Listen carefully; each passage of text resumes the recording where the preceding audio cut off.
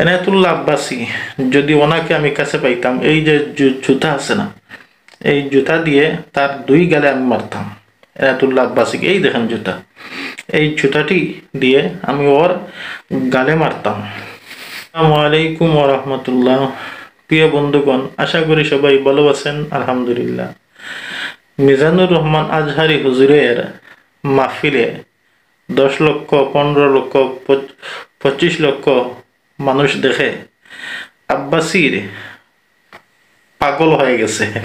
আব্বাসীর মাথা ঠিক নেই, তাই কুকুরের মতো আলতু ফালতু বকতেছে। এই মানুষ খুবই হিংসুক। এই হিংসুক মানুষটা কি আপনারা একটু দূরে সরে থাকবেন।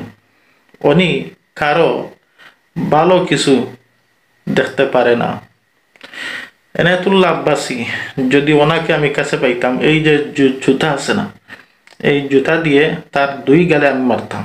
এনায়েতুল্লাহ আব্বাসীকে, এই দেখেন জুতা, এই জুতাটি দিয়ে আমি ওর গালে মারতাম।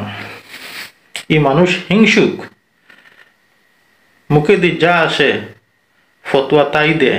মুসলমানকে কাফির ফতুয়া দেয়, ইমানদার ব্যক্তিকে কাফির ফতুয়া দেয়। সে কিসের আলেম? এক আলিম হয়ে আরেক আলিমকে গালি দেয়, অন্য আলিমকে কাফির বলে ফতুয়া দেয়। এত বড় একজন আলেম মিজানুর রহমান আজহারি, তখন ওনার পিছনে লাগতেছে।